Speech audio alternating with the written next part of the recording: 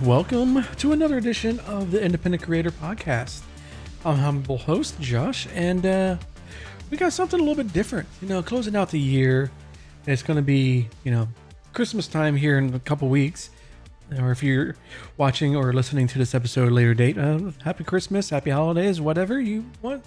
But we're going to be going over a couple things to, the gift giving guide or holiday season wish list that content creators and or family members or significant others of content creators, what they might be looking for. And this is what we're going to be looking at tonight, is actually a different hardware, software ideas and stuff, what to look for, the cheap stuff, and then if you have a spare no expense account, the more expensive stuff.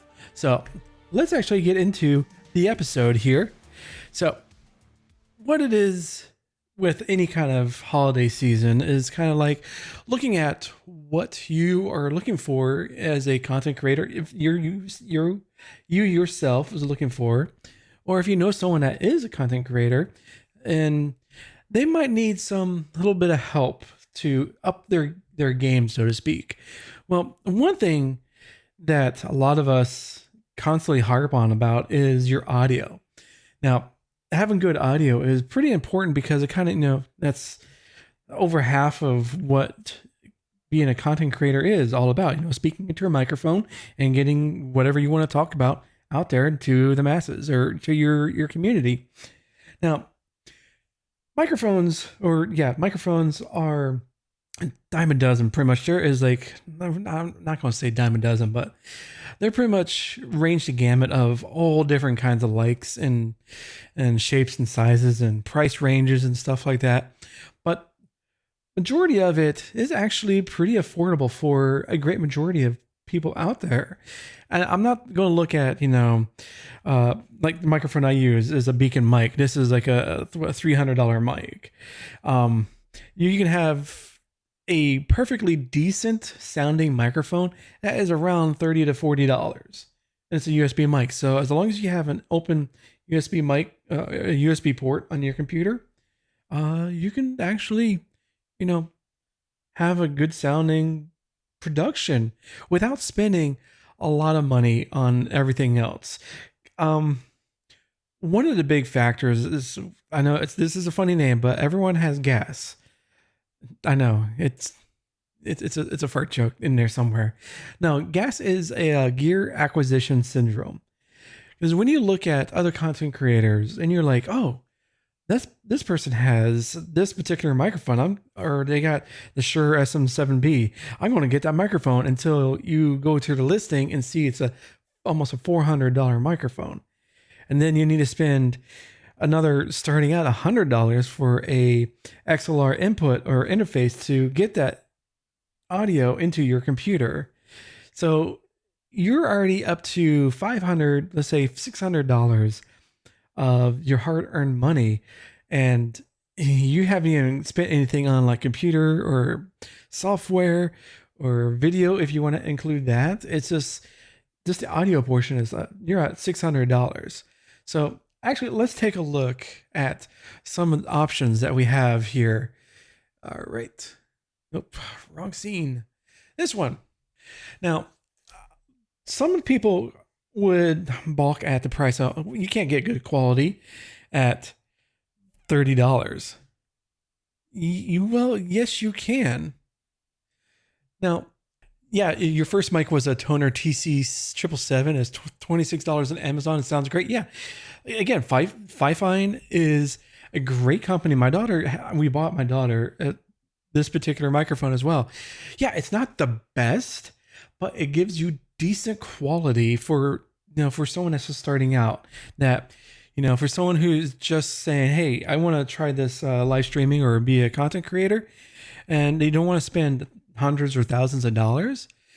This is a good option to get them into the door of, getting started. If they start liking it and start wanting to produce better content and want to upgrade down the line, yeah, sure. You can upgrade to, was it a Rode Pod mic? That's $100. That's a USB microphone, which has great sounding. Or if you want to go a bit even higher, go to a Beacon mic, which, like I said, this is what I use. Or, if you want to go even further, get a Shure SM7B. Again, that's like $400, but there is a price point for everybody that's out there. And I would suggest, if you're just starting out, get a Fifine, however you want to say it. It's a USB microphone. All you need is empty USB port on your computer, and Bob's your uncle, as they would say over across the pond.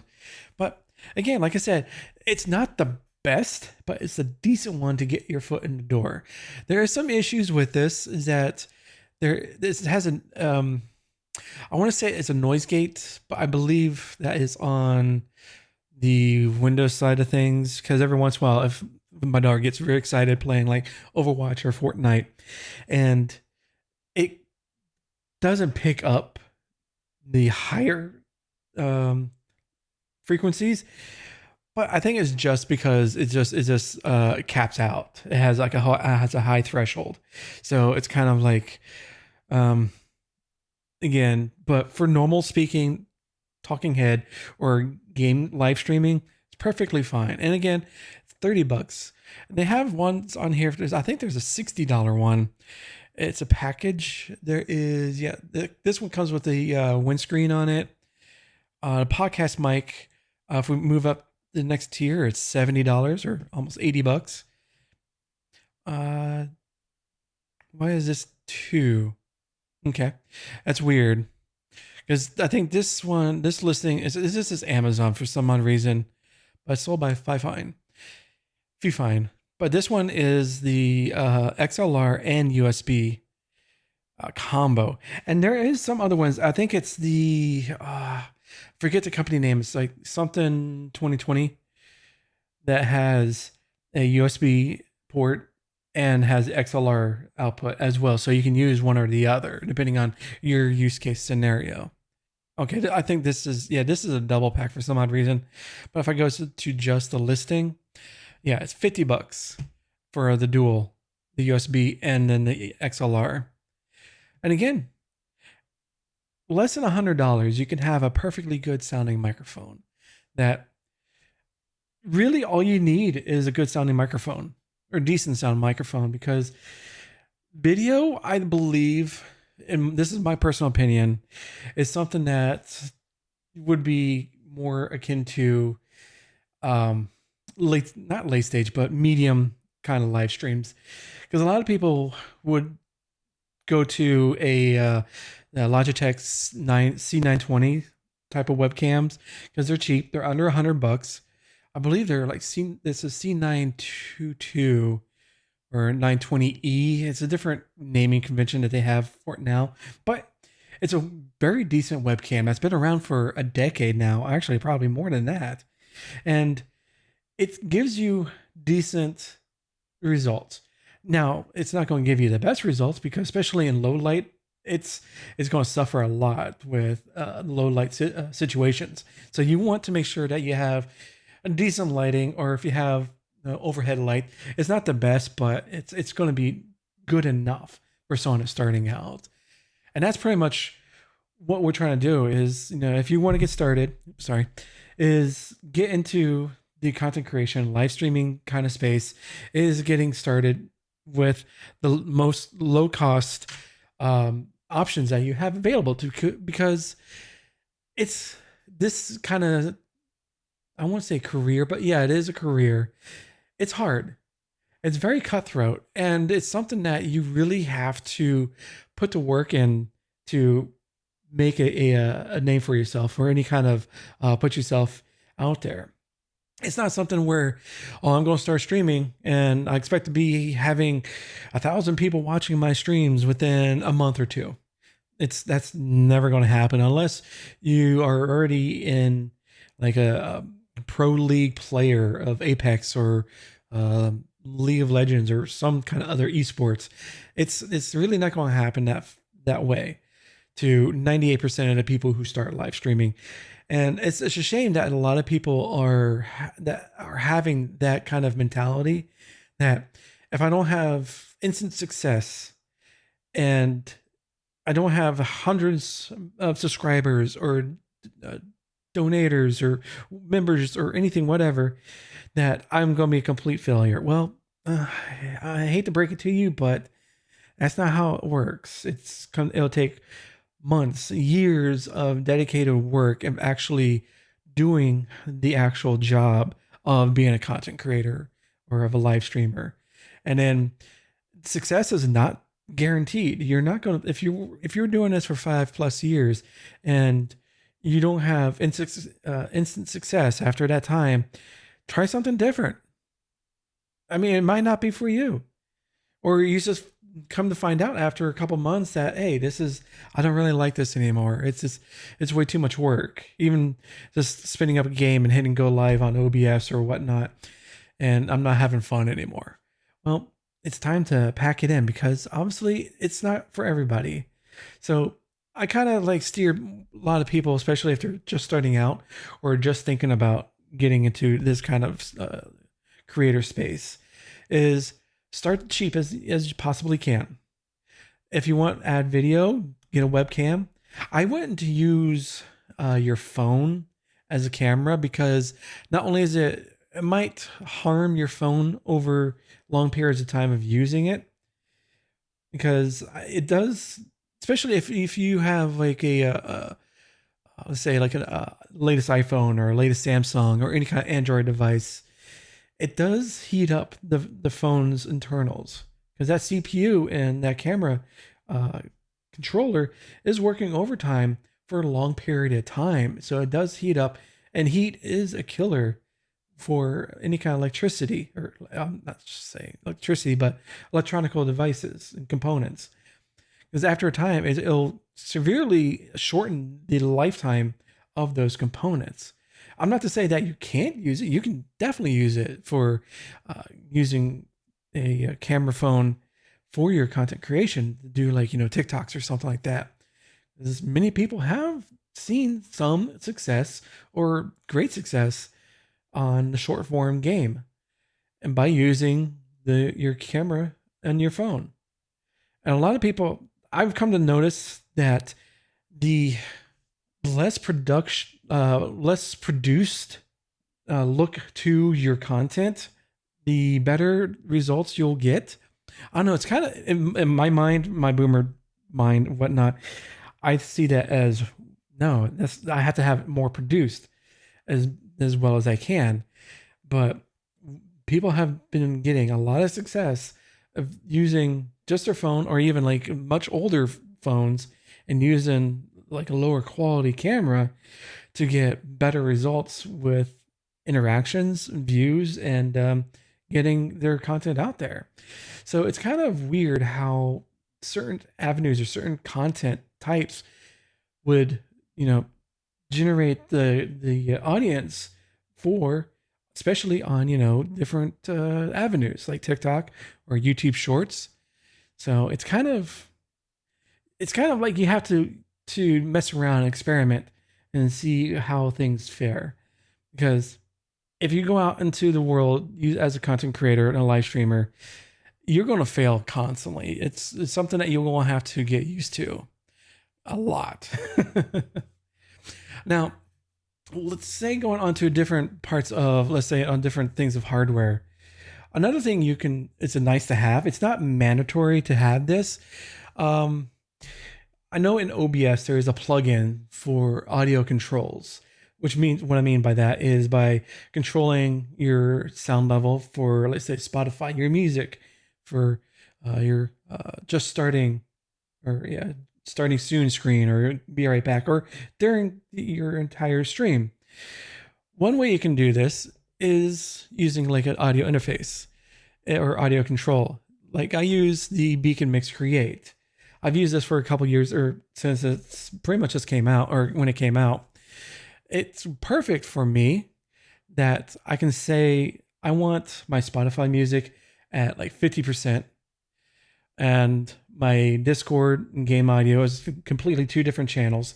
So again, this is a nice to have. This is not mandatory to have a great sounding or highly produced stream, but again, it's just nice to have. Hey Fox, how's it going? but it's kind of like it's a nice to have where you can control your volume controls for your different audio aspects in your on your computer. Now there are different options that are not as expensive. There is what was it? The I'm blanking on the name. Yes, I did ditch the fake cell phone, change things up. But it was more of like a it takes the concept of the Beacon Mix Create, and I think it was like $80, so it was like half, less than, or more than half the price of what the Beacon Mix Create is. And there's software options as well. There is Voice Meter, but Voice Meter is kind of not as user friendly as it could be, and the developers for that are really, they don't care. That's just my personal opinion. That's from my look at how they respond to people asking about, hey, can we change this or suggesting different things for them? And it's like, nope, this is what we made, and if you don't like it, too bad. There's the road. So it's kind of, you know, you don't have to have this, but if you start enjoying content creation and live streaming, I would suggest looking into a little bit better way to control your audio levels.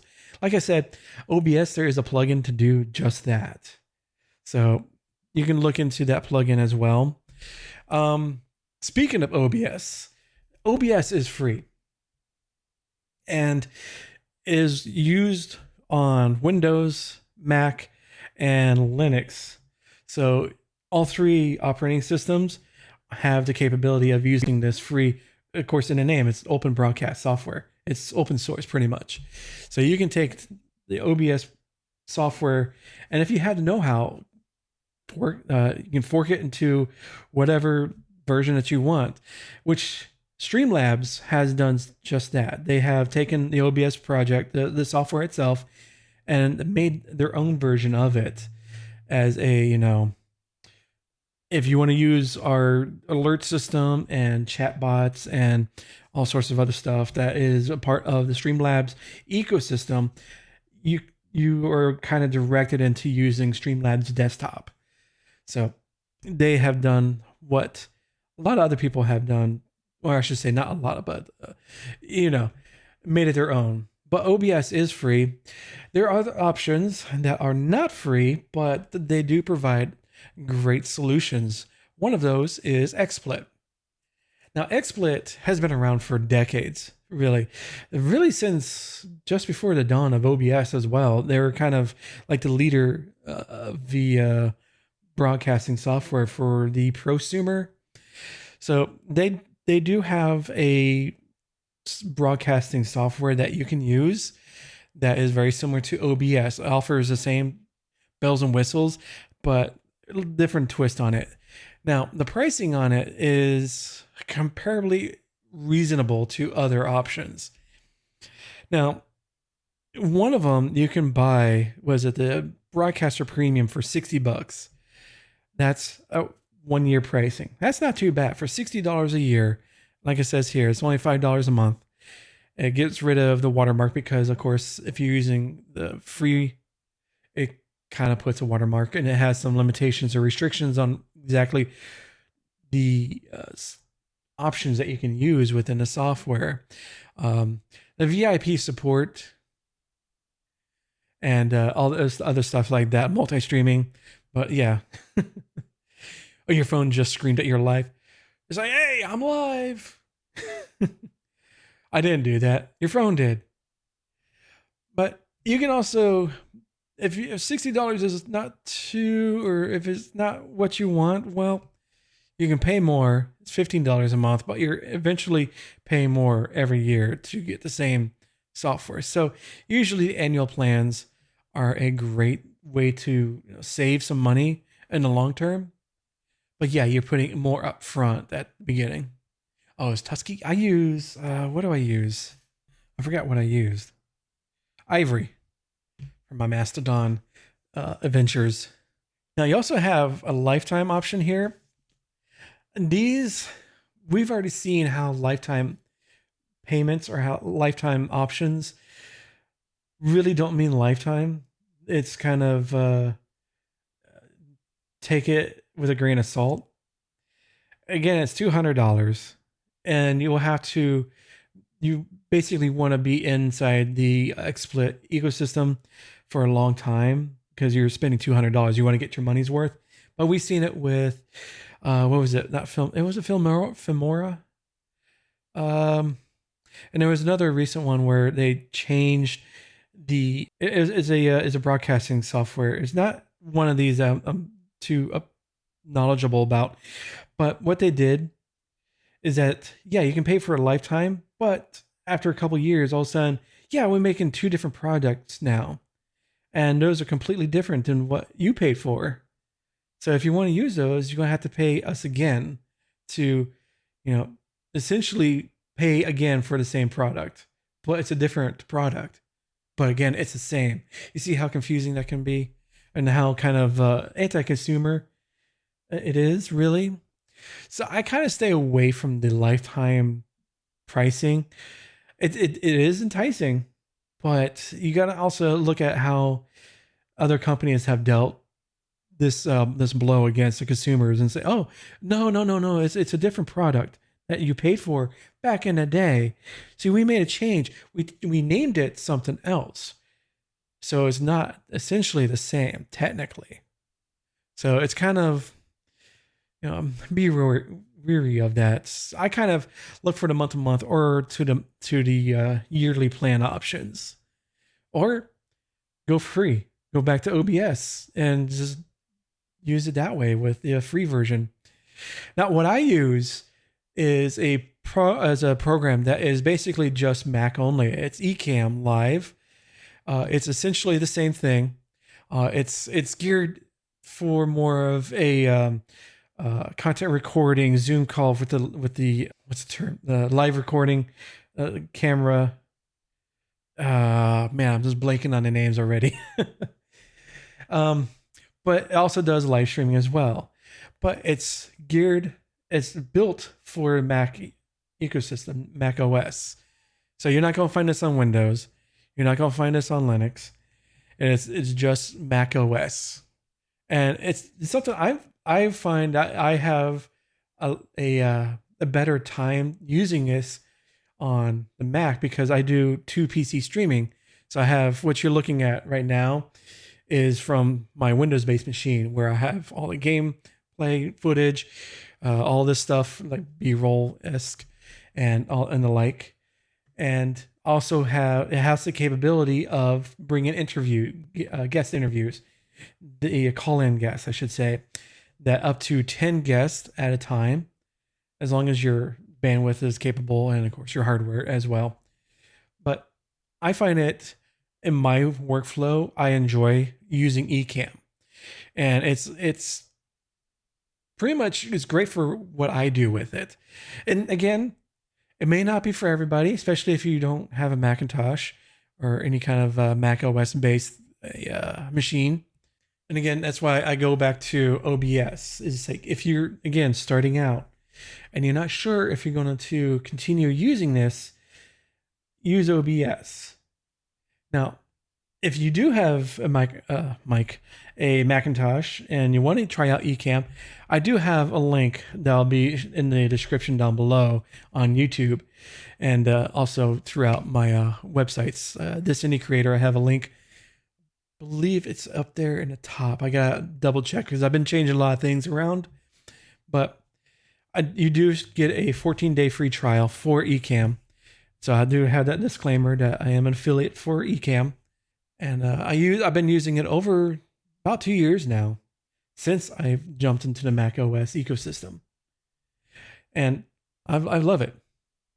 But again, there is a cost to this. The pricing is for the version I use is I paid a month to month, which I probably should go into the yearly. It's the $40 a month. It's the pro standard. You get the live interview, the virtual mic and webcam. That's what I was thinking of. Oh, words are hard. And the 4K streaming, the capability. I don't stream at 4K. I stream at 1440, and I let everything else, downscale it, the stream, because I find For some odd reason, YouTube, if you stream at 1440, but you view the live stream or any kind of videos I create in 1440 at 1440, and you only have a 1080p screen, you get a better resolution or a better experience than if you watched or viewed the 1080 version of it. It's weird. YouTube is weird like that. I don't know why. All right, just close that out. There we go. All right. I know you can't be a professional streamer, content creator without any kind of technical issues, right? Now this is completely, yeah, it's coming in clear. Thank you guys. Yeah, I get that every once in a while. What I forgot to do, to tell you the truth, is I forgot to restart because I've had my computers going for the past couple days. So that's my fault for not restarting them to get fresh and clean before the stream started. And I knew that in the back of my mind. It's like, oh, I should restart. Nope, I didn't do it. I was being dumb. It should have used OBS on Linux. No, it still would have happened on happened to me on that as well. Just be my issue that I would have to deal with. That happens to me all the time. Not all the time, but you get the gist of it. But where was I? Oh yeah, this is gonna be a fun time doing the post production, putting all this stuff together. Cameras. That's what I was looking for. Yeah, it's definitely bollocks. But yeah, you can find a Logitech C920. It's a great webcam for $60 on Amazon. Wrong scene. So if you want a webcam, really it's good. It's not, like I said, it's not going to be the best, but it gets your foot in the door. It is $60 for a good webcam.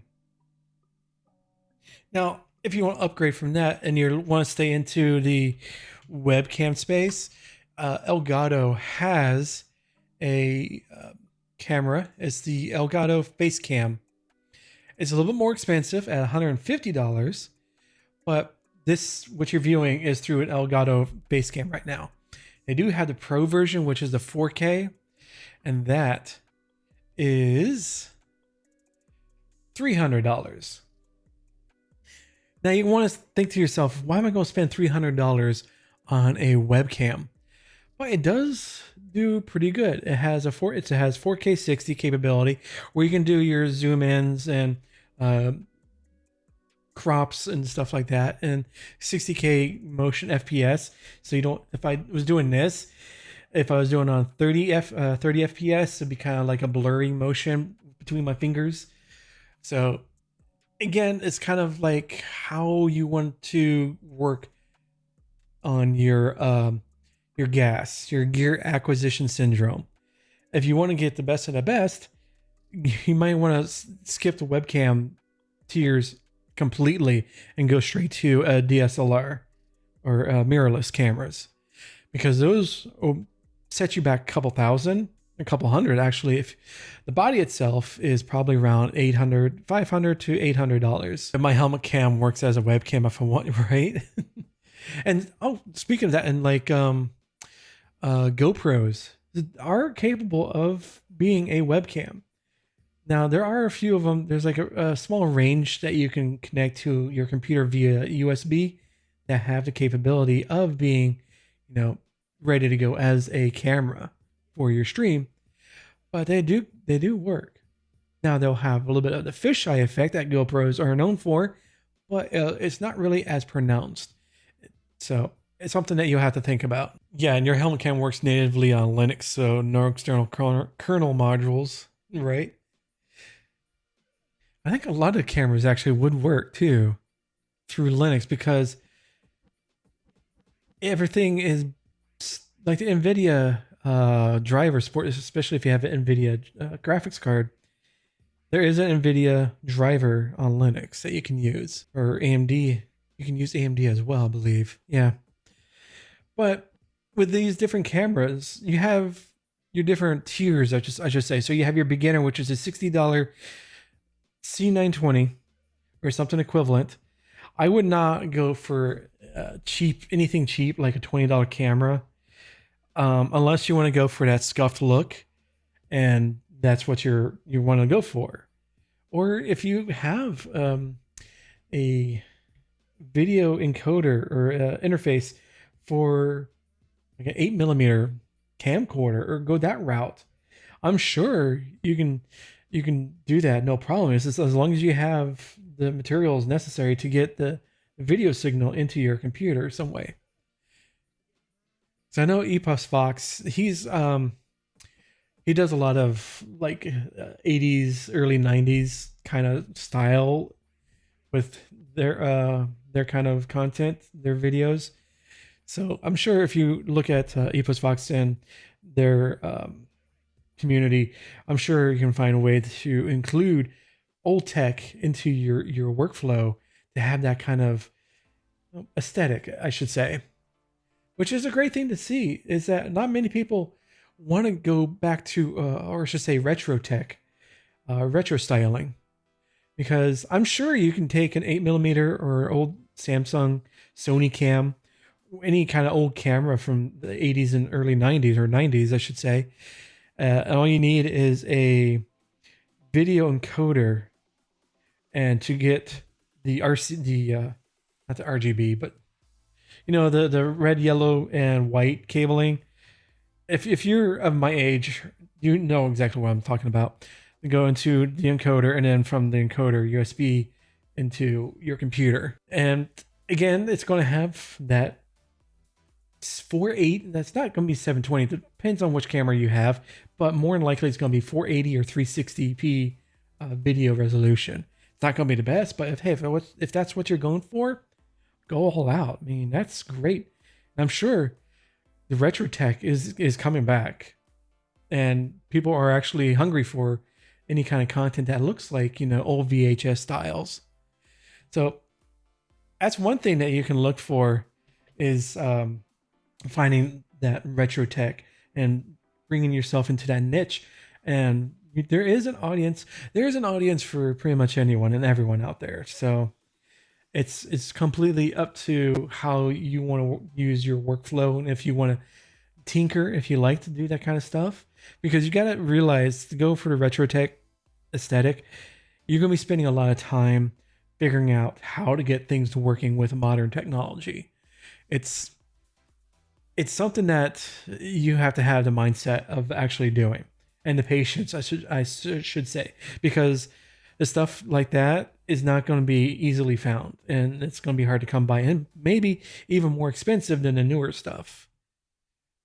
Yeah, show me who wants VHS. I have plenty of tapes to sell them. Hey, you know what? I know. I just saw there's this guy, I think it was on Reddit or something, that he's obsessed with the movie Titanic. So he's trying to gather as many VHS copies of the movie Titanic. People have their things. Yeah, but VHS, any kind of those tapes are probably not going to be good, especially if they're not stored properly. So it's been ravaged with time, humidity, the elements, so they easily break down. Yeah, I know. I used to have it too, years ago. 2 tapes. There was Braveheart. Gettysburg was another one. So yeah, it's kind of nice to see that if you have the know-how or the patience and the resources to gather the stuff, I would suggest looking into like a retro style streaming or content, because it's untapped. There's a potential out there. Yeah, it was This Goes Black. You're watching it all of a sudden, boop, oh, tape's done. Put in tape 2. But it's one of those things where you really have to, like I said, have the resources to do the stuff that, if you want to go with the non-mainstream stuff, avenues of content creation and live streaming. If you want to go try your hand, all the different things I've shown you right now would be perfect, especially on the cheaper end. I'm not saying that it's cheap. If it's cheap, it's crap. No, if it's cheap, it's great. Many people use cheap products and equipment to get great results for their content. There is what's his name, Tyler One. I wouldn't, unless you like the screaming man-child aesthetic. He uses a crappy headset mic that let me give you a fair warning, headphone warning right now. If you watch any of his clips or live streams, it's yeah. There's also other people that use crappy cameras that just have it sit off in the corner, like on their screen.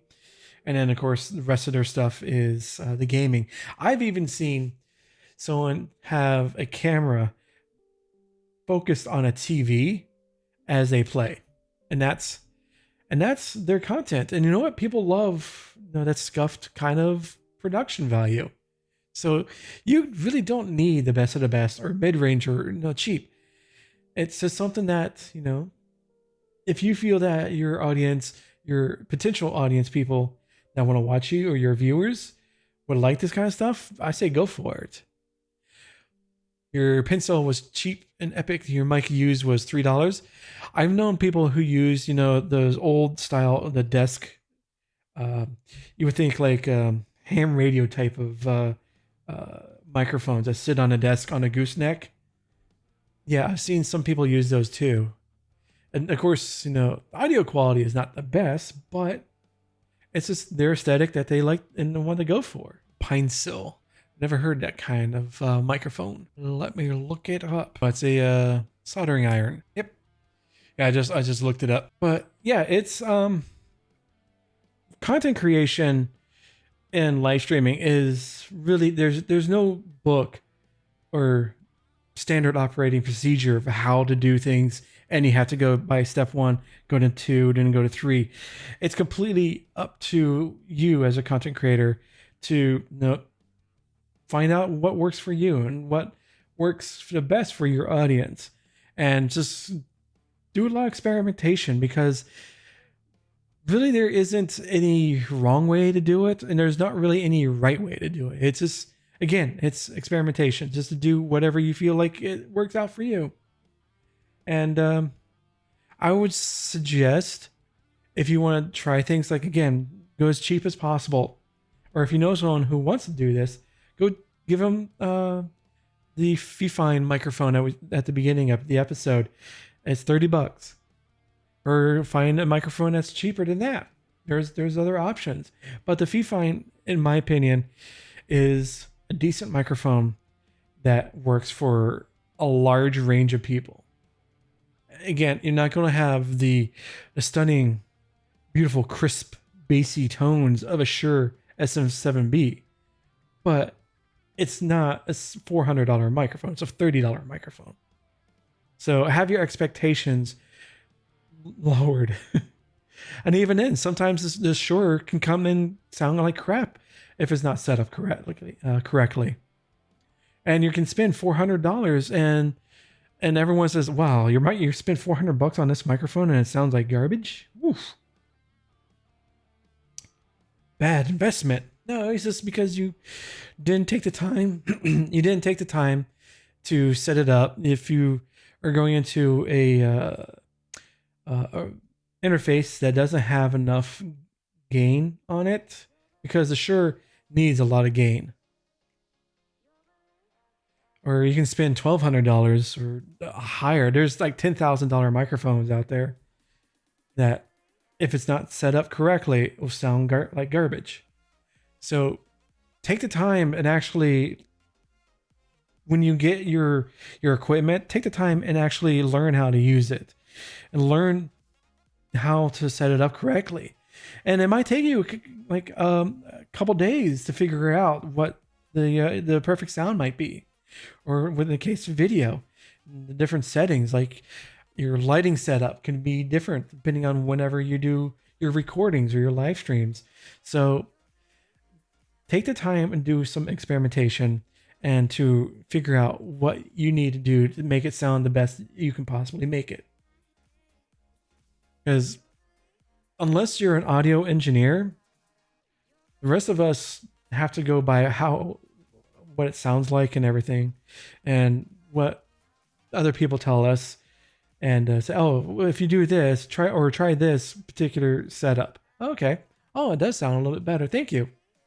It's just, that's why I like the content creation community, the independent creator community. It's very helpful.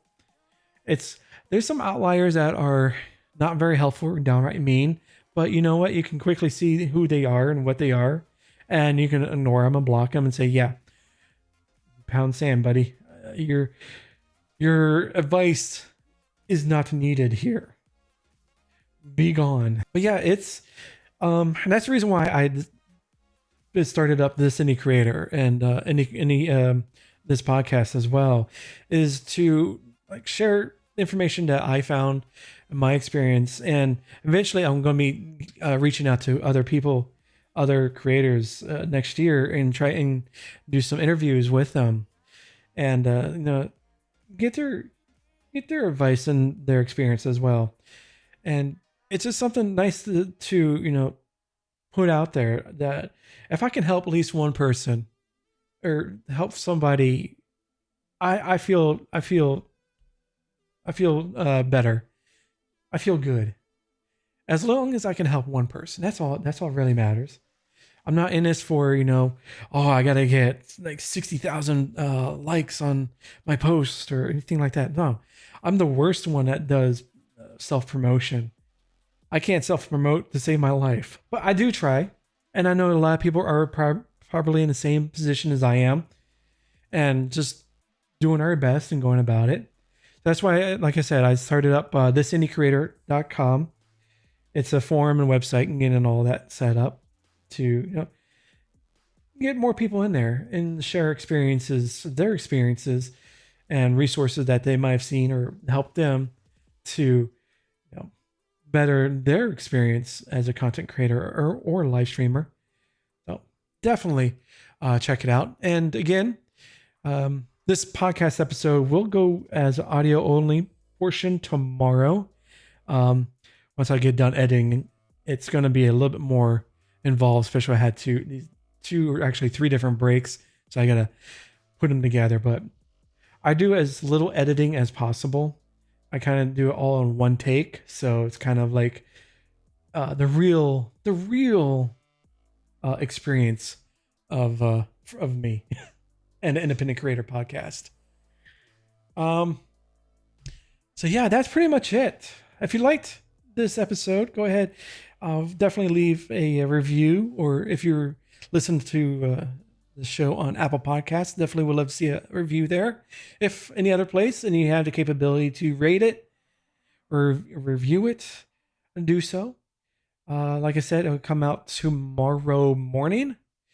And all different podcast players. You got Pocket Cast, you got Overcast, RSS feeds, Apple Podcasts, pretty much wherever you can get an audio podcast, you can find it.